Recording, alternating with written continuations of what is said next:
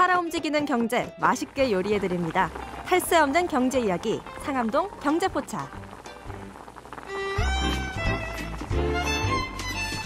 네, 수요일에 여는 경제포차 시간입니다. 지난주에 딱 한 번 열었을 뿐인데 벌써 입소문이 자자합니다. 딱딱하고 질긴 경제를 재료로 아주 맛있게 또 먹기에도 좋은 요리를 만들어낸다고 하는데요. 오늘 다시 한번 그 요리가 가능할지 지켜보도록 하고요. 제 옆에 3명의 경제 전문 기자들 나와 있습니다. 먼저 매경 이코노미 박수호 기자, 안녕하세요. 네, 안녕하세요. 네. 다음은 이데일리의 안승찬 기자. 한 주 잘 지냈습니까? 잘 지냈습니다. 오늘 굉장히 초췌해 보입니다. 네. 불안한데요. 2주 연속 힘듭니다. 그리고 블록체인 미디어 조인디의 고란 기자도 역시 어김없이 나와주셨습니다. 네, 어서 오세요. 안녕하세요. 네. 네. 저번에 그 문자 주신 동해항 오라버니 누군지 찾아보셨습니까? 그렇습니다. 아직 못 찾았군요. 네. 네.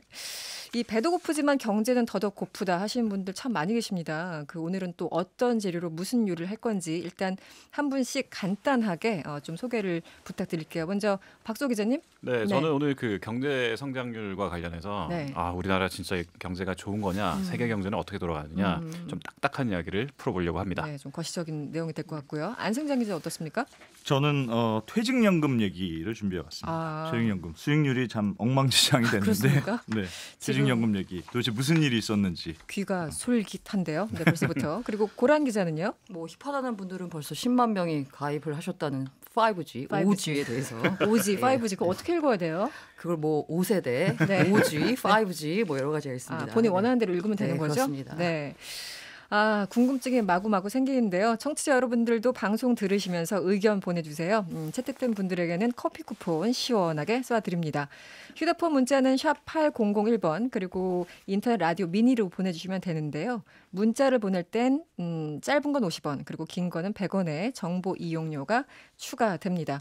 일단 박소 기자 준비한 얘기를 들어봤으면 좋겠는데 그 전에 이번에 좀 재밌는 기사를 쓰셨더군요.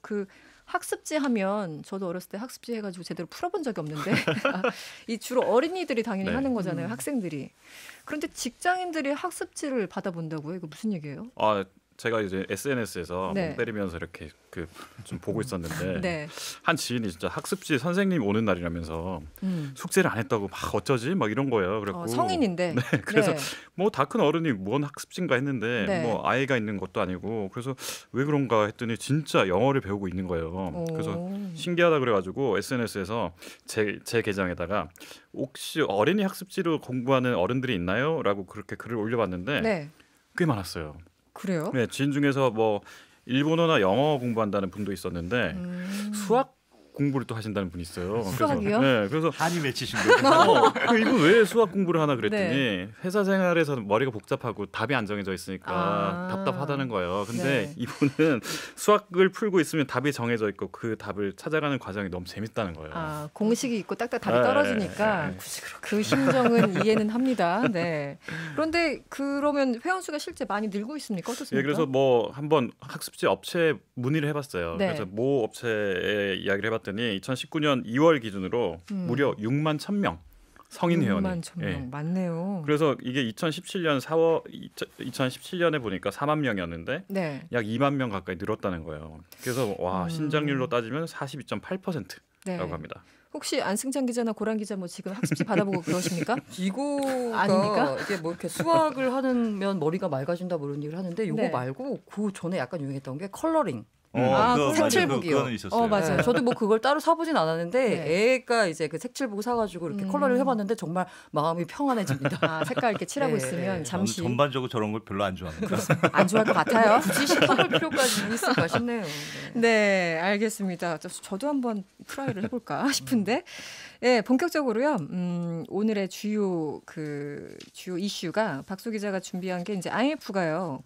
세계 경제 이 성장 전망치를 또다시 내려잡았다고 하는데 이게 어떤 내용인가요? 얼마나 일단 내렸습니까? 네, 국제통화기금이라고 하죠. IMF가 올해 세계 경제 성장률을 3.3%라고 최근에 발표를 했습니다. 근데 이게 석 달 전에만 해도 3.5%는 될 거라고 했거든요. 0.2%포인트를 지금 내려잡은 거예요. 이 기사를 좀 읽다 보면은 뭐 전 제목만 읽고 가는 경우도 많지만 이 여러 차례 내린 것 같은데요. 왜 더 나빠진 거예요? 네, 그러니까 뭐 기억하시는 대로 10월만 해도 뭐 그 3.7%는 될 거라고 봤는데 네네. 지금 쭉쭉쭉 떨어뜨린 거잖아요. 네. 그러니까 이게 왜 그럴까 보면 미국 시장 이 아무래도 좀 어렵다 이런 이야기를 하고 있고요. 네. 또 여기에 더해서 지금 브렉시트 논란에 휩싸인 영국도 성장 전망치가 지금 1.2%에서 1.2%로 0.3% 포인트를 확 떨어뜨린 거예요. 영국은 그러니까, 지금 그렇죠, 상황이. 네. 그리고 또 뭐 미중 무역 분쟁 때문에 지금 중국도 힘들어하고요. 네. 그래서 3.7%였다가 3.3% 이렇게 할 수 있는데 이게 아주 높은 수치라고 보기는 좀 힘든 거예요. 네. 일단은 이게 전반적인 수치를 다 평균 낸 건가요? 네네네. 그러다 보니까 네, 개발도상국이 이제 포함이 되다 보니까 네. 3.3%나 3.7%나 이런 부분이 굉장히 높다라고 네. 생각할 수는 있겠지만 네. 그 우리나라는 지금 2.6% 정도밖에 안 되거든요. 예상치가. 그러니까 그런 면에서 봤을 때 3.3%가 높다 낮다의 기준이라기보다는 전체 평균에서 평균. 전체에서는 좀 내려가고 있다. 네. 하향 전망을 했다. 이 부분에 초점을 맞춰야 될 것 같습니다. 저도 예전에 얼핏 보니까 이제 미국이나 뭐 유럽 쪽은 뭐 한 1%대, 2%대 이렇게 네네네. 성장률이고 중국이나 인도나 이쪽은 뭐 6, 7, 8 이렇게 되기 때문에 이제 좀 네네네. 격차가 크죠. 네. 네.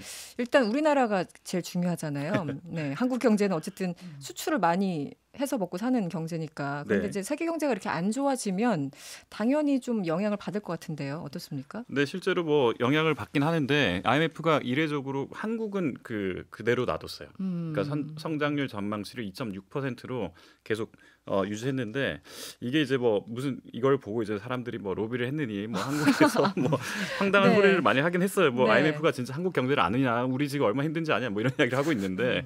실제로 제가 이런 내용이 왜 나오는지를 좀 들여다봤더니 네. IMF가 이제 최근에 거기도 한국 전담 팀이 있어요. 네. 거기서 한국에 왔어. 네. 와서 야 이거 너희 좀 이렇게 지금 나라 어렵고 그러니까 네. 그 추경 그러니까 그 예산을 조금 더 추가 편성해서 네. 좀 그 경기를 부양을 네. 해봐라라고 했는데 진짜 우리 정부에서 안 그래도 추경하려고 하고 있었거든요. 마음 먹고 있었죠. 네, 그런데 이제 이번에 뭐 일자리라든지 뭐 미세먼지라든지 이런 쪽으로 추경을 하겠다고 발표를 하니까 아마 이제 IMF 입장에서 얘네들 참 말 잘 듣네 뭐 이렇게 해서 네, 이런 뭐 로비설이 나오지 않았나 이런 이야기 좀 있었어요. 로비설까지. 네.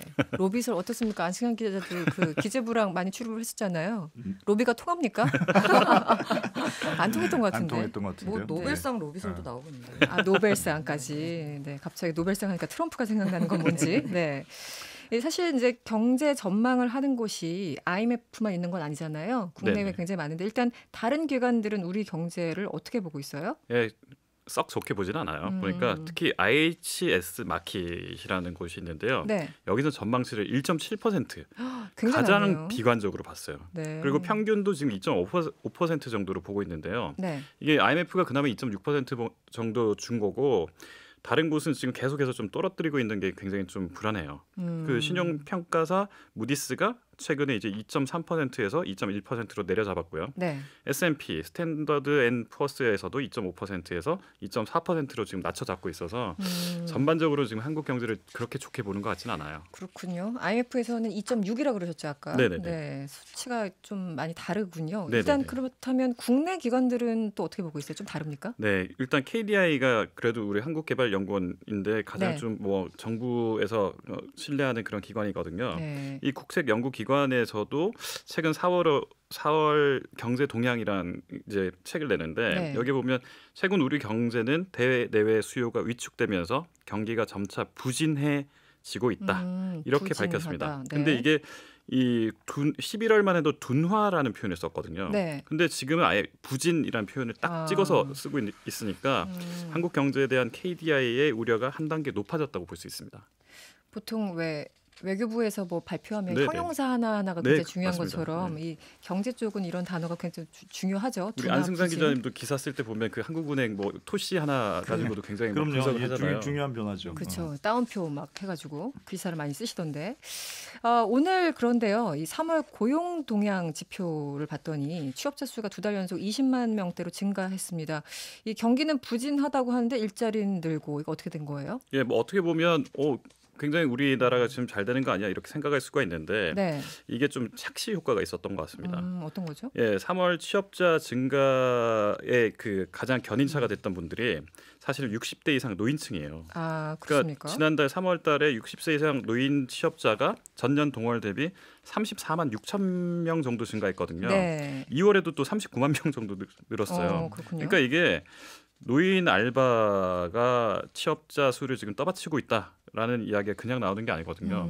그런데 우려스러운 건 이제 경제 허리라고 할 수 있는 30대나 40대 취업자 수는 오히려 지금 줄어들고 있어요. 네. 그래서 이런 부분 때문에 사실은 좀 그 착시 효과라고 이야기를 하고 있습니다. 30, 40대 취업자 수 전년 동월 대비 25만 명 감소요? 네. 맞습니까? 그러니까 좀 우려가 더 높아지는 그러네요. 거죠. 내부적으로 가면은 수치만 보면은 좋은 소식 같은데 내부적으로 좀 파헤치면 또 그렇지는 않군요. 이쪽에서는 뭐 한편에서 괜찮다, 좋다, 다른 데서는 또 나쁘다, 막 헷갈려요. 사실 요즘 경제 그 매체마다 또 약간 방향성이 있지 않습니까, 솔직히. 네네네. 그래서 헷갈리는데 우리 경제 어떤 상황인지 이 질문은 일단 안승찬 기자와 고란 기자한테 먼저 뭐 공부를 열심히 하고 계신데 지금 공부한다고 될 일이 아닙니다. 네. 한마디씩 하고 좀 정리를 해보시죠. 좋습니까? 나쁩니까? 우리 경제.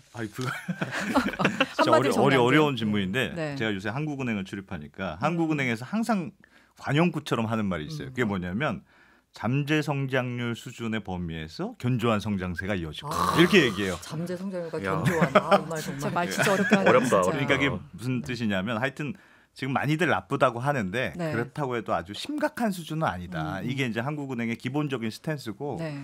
하반기 들어서는 조금 나아지지 않을까 이런 기대감은 조금 있는 것 같아요. 이게 지금 보면 중국, 미국 이런 데가 문제인데 중국도 선행 지표들은 조금 올라가는 추세에 있거든요. 그래요? 그래서 저는 너무 비관적으로 볼 필요는 없다고 생각하는 편입니다. 고란 기자는 어때요? 저는 그 평균적으로 보는 게 과연 무슨 의미가 있을까라는 생각이 들어요. 평균적으로 보면은 괜찮아 보이거든요. 근데 네. 문제는 뭐냐면 점점 심해지는 양극화라고 하는 건데 어느 한쪽 섹터는 정말 뭐 유사 이래로 계속 뭐 엄청난 성과를 받으면서 굉장히 떵떵거리며 잘 살고 있고 네. 뭐 해외로 나가는 그 숫자가 매년 막 증가하고 사상 최대를 연일 견신하고 있는 반면 자영업자 폐업률은 또 사상 최대치 늘어나고 있고 이걸 이제 평균으로 놓으면 평균으로 괜찮겠죠. 네. 하지만 이게 더 심해지는 양극화가 문제고 그 양극화를 어떻게 해결할 것인가 이게 이제 정부가 해야 될 일이 아닌가 싶어요. 네.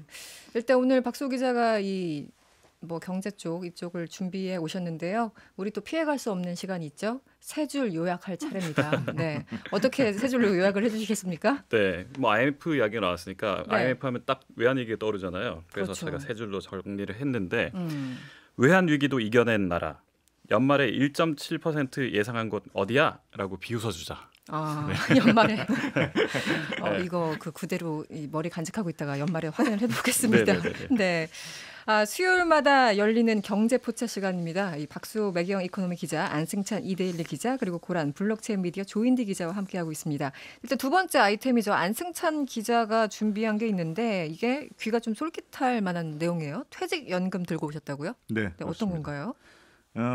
퇴직연금 이 수익률이 평균 수익률이 공개가 됐는데 네. 지난해 우리나라 국민들의 이제 퇴직연금 수익률을 보니까 작년에 평균 1.01%를 기록을 했는데 1.01. 네, 역대 최저 수익률이에요. 그러니까 올해만 그런 게 아니고 지금 3년째 1%대 수익률이 이어지고 있는데 이제 그 중에서도 작년이 특히 안 좋았다 이런 건데요. 네.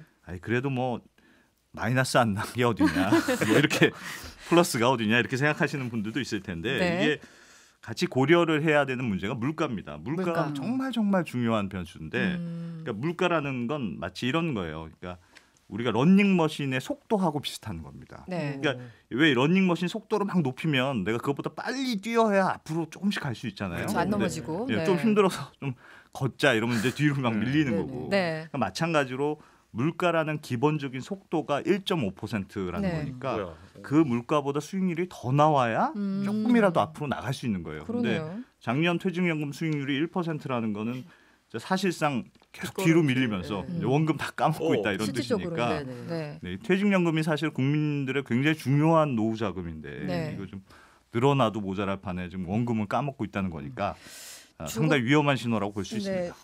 조금 전까지만 해도 별로 반응이 없던 이 옆에 두 기자가 지금 퇴직연금 막 까먹고 있다고 하니까 비명이 나왔어요. 네. 지금 두 분 다 퇴직연금 지금 어떻게 하고 계십니까? 내고 있습니다. 네, 내고 하고 있습니다. 계세요? 네. 혹시 수익률 같은 거 아시나요? 어떻습니까? 수익률을 모릅니다. 모르나요? 네. 박 기자는 어때요? 저희는 1% 정도 되는 것 같아요. 근데 1% 저희 이게 회사의 거의 고정적인 수익률이라서 네. 상당히 저희 내부에서도 불만은 좀 많아요. 네, 수익률이 그리고 제가 잘 모르는데요. 그게 이제 선택할 수 있는데 이렇게 또 나가면 또 되게 복잡해지만 하니까 DB형과 DC형으로 나누는데 네. 복잡하죠. 대부분이 아마 다 DB형이라고 해서 이게 정해져 있어요. 정해져 그 있습니다. 수익률이 얼마가 나와서 퇴직연금 기금이 얼마가 되느냐는 회사의 문제고요. 저는 그냥 확정된 걸 받는 거기 때문에 수동적으로. 네. 네. 아마 DC형 선택하신 분들이나 아니면 개인적으로 이렇게 하시는 분들 같은 경우에는 고민이 많죠. 좀 약간 문제가 되시겠죠. 일단 아무리 그 저금리 시대라고 하더라도 문제가 어쨌든 있네요. 이 수익률이 갈수록 떨어지는 이유, 1%대를 유지하는 이유가 뭔가요? 누가 잘못한 거예요? 네. 작년에 하여튼 주식시장이 나빴던 영향은 분명히 있어요. 네. 그러니까 뭐 퇴직연금 주식에 투자하는 상품들이 있으니까 뭐 주가 떨어지니까 당연히 이제 뭐 가끔 마이너스도 되고 이런 건 뭐 그래도 어쩔 수 없는 부분인데 이게 단순히 그렇게만 볼 수가 없는 게 이게 퇴직연금의 상당 부분이 사실은 원금 보장형 이 상품에 들어가 있거든요. 그러니까 은행에 이제 사실 뭐 그냥 가만히 넣어둔다 이런 뜻인데 네네. 요즘 은행 정기예금 금리가 한 1년에 2% 정도는 준단 말이에요. 그러니까 그렇죠. 생각해 보면 이게 원금 보장 상품은 그래도 한 2%는 돼야 되는데 이게 2%는 고사하고 하여튼 뭐 한참 모자라니까 이게 도대체 어떻게 된 거냐? 적금보다도 못한데 이게 수수료 때문에 그렇습니다. 그러니까 퇴직연금이 매년 한 0.5% 정도씩 이 금융회사들이 수수료를 떼가거든요. 그러니까 사실 생각해 보면 정기예금 넣어두는 게 무슨 이게 운용이라고 볼 수는 없습니다만 어쨌든 하여튼 거기서 매년 0.5%씩 떼가니까 영향이 있네요. 그렇습니다. 가뜩이나 지금 금리가 낮은 시대니까 여기서 수수료 떼고 하면 별로 남는 게 없는 그런 상황이 되는 거고 그래서 수익률이 좀 구조적으로 좋지 않은 상황이다. 뭐 이렇게 볼 수 있을 것 같습니다. 또 수수료 이거 민감하잖아요, 사람들이. 그렇죠. 이런 거 떼가면 그냥 그 생돈 떼이는 것 같고 뭐 이런 느낌이 있는데요. 네.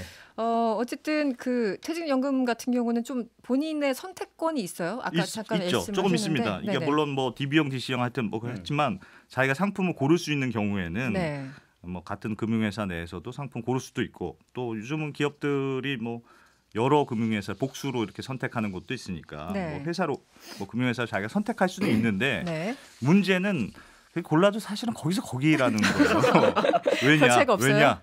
왜냐 기본적으로 금융회사들이 퇴직연금에 크게 신경을 안 쓴다 이겁니다. 제가 오늘 드리고 싶은 말씀이 이건데 왜 그러냐 하면 뭐 물론 퇴직연금이라는 게 내가 회사를 다니는 동안에 빼나갈 수 없는 그런 돈이니까 뭐 그런 측면도 있습니다만 이 소비자들이 퇴직연금에 대해서 별로 신경을 안 쓰는 경우가 대부분이에요.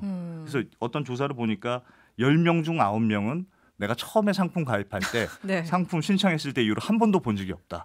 이렇게 말하는 사람이 돼요. 그러니까 잊고 사는군요. 그렇죠. 그만큼 내버려 두는 경우가 많고 방치가 되는데 그러니까 금융회사들 입장에서도 내가 열심히 뭐 영업도 하고 돈 굴리고 이렇게 안 해도 돈이 안 빠져나가니까 사실 그냥 대충 하는 거예요. 그러네요. 좀 나쁘다. 그러니까 수수료도 일단 높게 책정해 놓고 또 이게 펀드를 운영하면 이게 펀드 매니저의 역량도 굉장히 중요한데 그렇겠죠.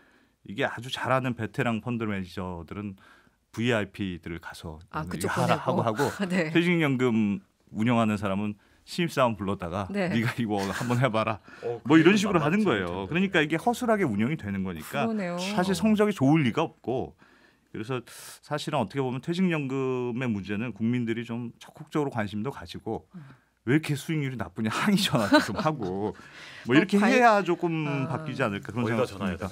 어디다 전화해야 돼? 항상 이게 문제가 퇴직연금을 신경을 쓰는 게 이게 수익률에 따라서 이게 자금이 움직이잖아요. 펀드 같은 경우에는 내가 수익률이 이렇게 나빠? 그럼 A 펀드에서 B 펀드로 옮겨가는데 퇴직연금 같은 경우에는 운영보다 마케팅에 더 신경을 씁니다. 그러니까 퇴직연금을 회사에서 누가 고르느냐, 그 부서 사람들한테만 집중적으로 마케팅을 하면 그 사람들이 결정을 하면 그냥 일반 직원들은 이걸 하거니 말거니 그냥 상관 안 하거든요. 맞는 말씀이에요. 그렇기 때문에 운영보다는 마케팅에 더 신경을 쓰면서 정작 운영 수익률에는 신경을 덜 쓰게 되는 거죠. 지금 저희 상암동 경제포차 안승찬 이데일리 기자, 고란 블록체인 미디어 조인디 기자 그리고 박수호 매경 이코노미 기자와 함께하고 있는데요. 일단 신입사원한테 너 한번 굴려봐라. 뭐 퇴직연금 뭐 갑자기 저는 사실 딱히 그 이어관계는 없습니다만 그래도 네. 화가 나는데 소위 3층 연금이라고 하던가요? 뭐 개인연금, 국민연금 이렇게 그렇죠. 해서 예. 이게 여러 가지 이제 벽을 쌓아야지만 이 노후가 조금 보장이 되는 거잖아요. 네. 뭐 전화하는 거 말고 다른 방법 없어요? 그러니까 지금 뭐 그래서 대안으로 거론되는 게 하나 있어요. 그게 이제 디폴트 옵션이라는 걸 도입하자 이런 건데. 네. 디폴트 옵션. 네, 좀 말이 어려운데 네. 퇴직연금도 기본적으로 개인의 투자의 성향이 있으니까 그러니까 개인들이 전부 다 어디에 투자해야 될지 이제 정해줘야 되거든요. 네. 뭐 중국 펀드에 넣어라, 뭐 채권 펀드에 넣어라 이렇게 뭐 일일이 정해줘야 되는데 이게 사실은 그게 말이 쉽지. 네. 이게 내용도 어렵고 결정하는 게 쉽진 않아요. 그러네요. 어떻게 보면 왜 방치하느냐 잘 몰라서 방치하는 맞아요. 측면도 있습니다. 그럴 수 있을 것 같아요. 그래서 네. 디폴트 옵션이라는 게 뭐냐면 네. 소비자가 일일이 어디에 투자해라 이렇게 정해주지 않더라도 퇴직연금을 관리하는 금융회사가 알아서 디폴트로 네. 이제 돈을 굴려줄 수 있도록 허용하는 제도. 뭐 이렇게 이해하시면 될 것 같은데요. 좀 잘 뭐 이해가 안 되시죠? 뭐 약간 귀찮은 건 없어질 수 있는데 왜냐면 일일이 지정 안 해줘도 되니까. 그렇죠. 그런데 예. 위험 부담은 좀 있는 건가요? 어떻습니까? 아니 그게 굉장히 중요한 변화예요. 이렇게 네. 이해하시면 되는데 예를 들어서 우리가 스마트폰을 새로 샀어요. 네. 그런데 처음 사서 이렇게 딱 열어도 내가 아무것도 안 했는데도 이게 검색창도 있고 전화 버튼도 있고 문자 버튼도 있고 기본적인 건 대충 다 돼 있잖아요. 세팅이 돼 있죠. 예. 이게 네. 디폴트 값으로 세팅이 돼 있어서 그런 건데 네. 그러니까 스마트폰 만드는 회사가 기본적인 이게 구성을 해놓은 겁니다. 그래서 나는 여기다가 카카오톡을 많이 쓰니까 그걸 추가로 하겠다든지 네. 뭐 네이버를 더 하겠다는 뭐 이런 식으로 자기가 추가로 선택을 하는 건데 지금 우리나라 퇴직연금의 경우는 디폴트 옵션이라는 게 없으니까 네. 마치 어떤 거냐면 스마트폰을 열었는데 아무것도 없는 백지 상태로 있는 거랑 똑같은 거예요. 당황스럽네요. 그러니까 네. 자기가 일일이 다 그걸 선택해야 되니까 얼마 번거롭고 어렵고 그래요. 그러니까 앞으로는 그렇게 하지 말고 네. 내가 원하면 선택할 수는 있으나 선택 안 하더라도 기본적으로 금융회사가 알아서 돈을 좀 굴리도록 해주자. 네. 그게 굉장히 그게 디폴트 옵션입니다. 그렇군요. 이게 별거 아닌 것 같아도 굉장히 중요한 변화가 뭐냐면 네. 지금은 사실 수익률이 안 좋아도 금융회사가 뭐라고 얘기하냐면 아유 고객님 하필 왜 그걸 고르셨어요?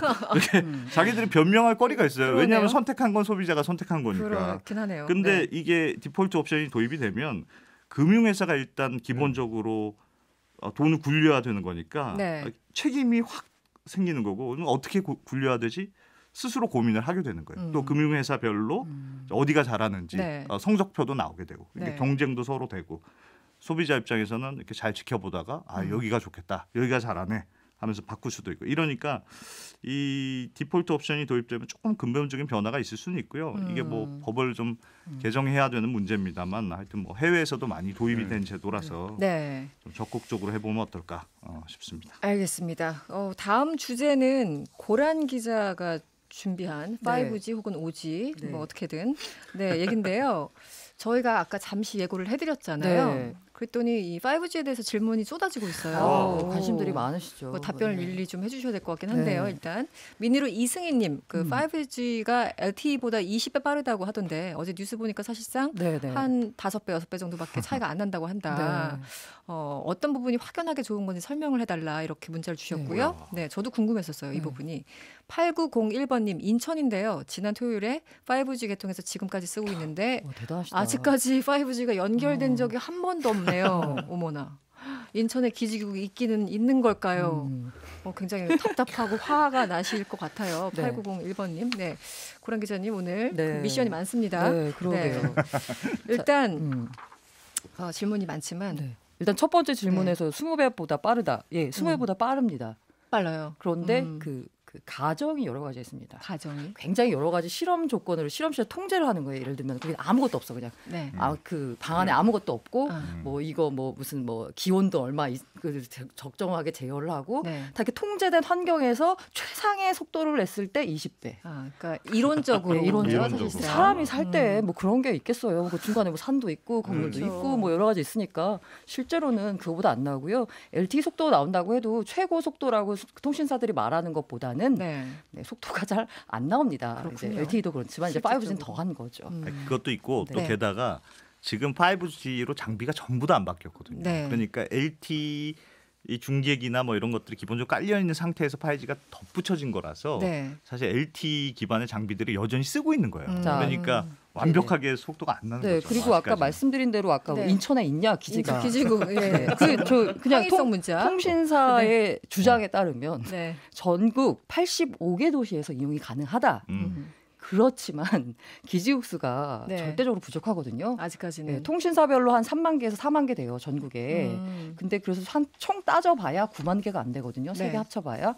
근데 4G, LTE가 기지국수가 전국적으로 얼마가 있냐면 한 45만 개 정도 있어요. 숫자가 비교가 안 되네요. 비교가 안 되죠. 그러니까 LTE를 쓰는 거고 아까 말씀드린 대로 5G가 지금 서비스를 어떻게 하고 있냐면 일단 5G 기계가 있고 단말기가 있고 5G가 깔려 있으면 5G로 접속을 합니다. 잠깐만요. 네. 지금 4G도 이해가 안 되는 저 같은 사람한테 이 5G까지 나와서 그래서 굉장히 가혹하다 이런 느낌 들고요. 일단 5G가 뭔지 설명을 5G. 해주시고 넘어가면 좋을 것 자, 같아요. 여기서 G는 무엇의 약자일까요? G. 이건 제가 알아요. 제너레이션. 그렇죠. 이것만 알아요. 그렇죠. 이 G가 보통 이렇게 우리 사람들 할 때 X세대니 할 때 그 세대라는 말이잖아요. 뭐 밀레니얼 세대니 Z세대니 뭐 이런 말 하잖아요. 뭐 다들 뭐 다 비슷한 세대인데. 그 제너레이션 이렇게 뭔가 어떤 혁신적인 변화가 있을 때 이동통신에서 그 세대라는 말을 붙이거든요. 84년에 1세대, 요거는 이제 음성만 되는 전화만 하는 거. 84년. 그다음에 93년도에 2세대 CDMA 상용화됐고요. 그다음에 2007년에 3세대, 2011년에 4세대인데 이 4세대 때 나온 게 이 4세대 하니까 그냥 계속 이렇게 달라지는 건데 여기서 이제 한 통신사가 야 요거 가지고 한번 마케팅을 좀 세게 해보자라고 해서 우리는 4세대가 아니라 롱텀 레볼루션 이래가지고 어딘지 알겠다. 그래서 이제 LTE라는 말을 쓰면서 이게 약간 더 보편화가 됐는데요. 어쨌든 LTE 이꼴 4세대라고 생각하시면 되고요. 그 다음에 이제 그 5세대 5G가 나온 건데 보통 한 10년마다 기술 변화가 일어난다라고 이제 보시면 되고요. 10년 정도 기간이 걸리는군요. 이론적으로는 5G 5세대가 그 LTE보다 20배 빠르다고 합니다. 처리 용량도 100배나 많고요. 그다음에 이게 그 지연성이라고 하는데 이렇게 약간 중간에 뜨는 경우가 있잖아요. 유튜브 같은 걸 봐도 스트리밍을 하는데 여기서 말할 때하고 그 보는 사람하고 약간의 시차. 그게 없습니다. 그래요? 그게 이제 지연성이라고 부르는데 그 지연성이 없어요. 그 초저 지연성과 초연결성. 그렇기 때문에 바로 5G 시대에서는 이 자율주행이 가능하고 자율주행 같은 경우에는 약간의 시차라도 벌어지면 사고가 날 수 있잖아요. 그럴 수 있네요. 그다음에 가상현실, 그다음에 뭐 원격 의료 이런 게 이제 다 가능한 소위 말해서 사물 인터넷 기술이 본격적으로 구현이 가능하다라고 해서 굉장히 많이 주목하고 있고 여기에 이제 사활을 걸고 있죠. 그 보도자료 좀 받아보면 우리나라가 뭐 세계 최초다 뭐 이렇게 이야기를 하지 않나요? 근데 왜 이렇게 이게 이제 어쨌든 뭔가 이 새로운 뭔가 표준이 도입했을 때 이 표준을 잡아야 되기 때문에 세계 최초 중요하긴 한데요. 우리나라가 첩보 작전을 방불케 하는 뭐 앞당겼다는 얘기가 있었어요. 이게 사실 5G를 하려면 5G 전용 단말기가 있어야 돼요. 근데 전용 단말기를 만드는 휴대폰 회사 어디가 있습니까? 있죠. 대표적으로 뭐 S사와 애플이 있는데 애플은 아직 그걸 이제 본격적으로 생산을 안 하고 있고 이제 삼성이 처음으로 이제 5G 휴대폰을 이제 내놓겠다라고 했는데 그러면 당연히 우리나라에서 먼저 내놓지 않겠어요? 약간 우리나라 이제 좀 이렇게 마음을 이렇게 넉넉히 있었죠. 근데 갑자기 미국에서 버라이즌이라는 통신사가 5G를 서비스하겠다고 한 거예요. 급해가지고 갑자기 11시에 밤 11시에 다 불러가지고 첫 개통을 했습니다. 근데 이 버라이즌 서로 지금 비방하고 있어요. 버라이즌은 한국 니네는 일부 가입자를 불러다가 그럴 수 있느냐? 그게 무슨 상용하냐? 세계 최초 아니다라고 했고 버라이즌은 김연아 선수만 한 거 아니냐? 이거죠. 그리고 이제 우리나라는 버라이즌 보고 야 그 버라이즌이 사용한 휴대폰 단말기는 4세대 단말기예요. 거기다가 칩을 좀 바꿔가지고 5세대로 이렇게 업그레이드한 거거든요. 야, 4세대 단말기도 아닌 거 가지고 그 짝퉁 단말기 가지고 무슨 5세대냐 이제 서로 비난하고 있고요. 그다음에 이제 중국 같은 경우에는 둘 다 아니다. 둘 다 아니다. 기지국이 제일 중요한데 기지국 기술은 우리 중국 화이가 갖고 있다. 뭐 이렇게 주장하고 있습니다. 일단 질문거리가 굉장히 많은데요. 일단 그 요금제 얘기를 한번 해볼까요? 이동통신사들 그 무제한 요금제 경쟁하고 있잖아요. 사실 그 뭐 무제한 요금제 광고 잘 보시면요, 그 항상 잘 보셔야 될 게 그 약관 같은 데는 아닌 작은 글씨로 보면 단 무슨 경우에는 안 된다. 보이지도 않는 글씨. 보이지도 않는 글씨. 보험 광고처럼. 그게 이제 대표적으로 KT인데요. KT가 이제 된다라고 했는데 무제한 요금제 딱 했는데 아주 작은 글씨를 보니까 하루에 53GB 이상 쓰는 걸 이틀 동안 하면 그거를 이제 그 속도 제한을 하겠다라고 하는 거거든요. 그걸 말을 해주는 게 아니라 알아서 봐라 이런 거네요. 네, 조그만 글씨로. 그래서 이제 논란이 되니까 사실 이틀 뒤에 번복해서 제한 없애겠다라고 했어요. 하기는 그래서 이렇게 말이 나오니까 바꿨고 SKT 같은 경우에는 할 수도 있다라는 부분이 이렇게 있고 할 수도 있다. 이게 뭡니까? LG U+ 같은 경우에는 보면은 그 올해 이달까지 가입하는 사람에 한해서만 뭐 무전 이런 식으로 약간 단서를 달아놨어요. 그래서 이제 굉장히 그 애타게 만드는군요 사람들을. 참 치사하네요. 네. 근데 통신사들끼리 이렇게 보조금 경쟁 엄청 치열해지면서 이 5G 단말기 사는 것이 뭐 더 싸다 이런 얘기도 있고 실제 뭐 사야 돼요, 말아야 단말기 돼요? 요금에다 보조금을 많이 얹으니까 단말기 자체만 놓고 보면 싸긴 한데 5G 요금제를 써야 되는 거잖아요. 요금제 자체가 비싸기 때문에 전반적으로 보면은 뭐 힘듭니다. 더 비싸다고 볼 수 있고요. 특히나 이제 가장 최저가 요금제 55,000원짜리를 3사가 다 내놨거든요. 55,000원이요? 근데 이게 8GB를 줘요. 근데 이제 8GB를 만약에 최고 5G에서 할 수 있는 최고 속도의 데이터를 주고받으면 24초를 쓰면은 8GB를 다 씁니다. 24초. 이게 무슨 의미가 있냐라고 해서 대충 한 그 100GB 쓴다고 치면은 한 8만 원은 내야 되거든요. 8만 원. 요금 자체가 좀 부담스럽네요. 일단 불편 제보 문자들 저희한테 화내고 계세요 지금. 4988번님, 저는 5일에 5G 개통했는데요. 아직 서비스도 그렇고 통화 중에 너무 잘 끊기고 인터넷이 아예 연결이 안 될 때가 많습니다. 그리고 2058번님, 연결되긴 됐는데요. 배터리를 많이 쓰는지 폰이 너무 뜨거워요. 이러면 좀 불안한데. 가끔 LTE로 접속되는데 원활하게 연결이 안 되고 끊겼다가 좀 있어야지만 재연결이 됩니다. 여러 가지 2058번 같은 경우에는 이게 원리가 5G를 먼저 잡아요. 그러다 5G가 안 잡히면은 LTE를 잡거든요. 얘가 이걸 잡고 저걸 잡으려고 막 노력을 하다 보니까 배터리를 많이 쓰게 됩니다. 근데 고란 기자님 또 피해갈 수 없는 세주 유학 시간인데요. 이거 제가 항상 신경 써서 준비하고 있습니다. 하고 싶은 얘기가 굉장히 많아 보이는 표정이에요. 한번 해주시겠어요? 초연결 시대 사활건 기업만 살아남쥐. 하지만 소비자는 얼리 어답터만 일찍 사도 되쥐. 보통 사람이면 약정 끝나게 기다렸다 사도 늦지 않쥐. 이거 진짜 굉장히 박수를 쳐야 될 것 같은데요. 이 정도면은. 그 라임을 좀 타가지고. 그게 저같이 좀 이렇게 보통 사람이면은 약정 끝나게 기다렸다가 사도 되는군요. 알겠습니다. 오늘도 시간 가는 줄 모르고 들었어요. 뭐 워낙 재밌는 이슈들을 종류별로 다 이제 선점해 오셔가지고 너무 재밌게 들었습니다. 경제 포차 시간이었고요. 매주 수요일마다 여러분을 찾아뵙습니다. 이들리 안승찬 기자, 매경 이코노미 박수호 기자, 블록체인 미디어 조인디의 고란 기자였습니다. 세 분 고맙습니다. 감사합니다. 여러분의 퇴근길을 꽉 채워드립니다. 평일 저녁 6시 5분 이승원의 세계는 그리고 우리는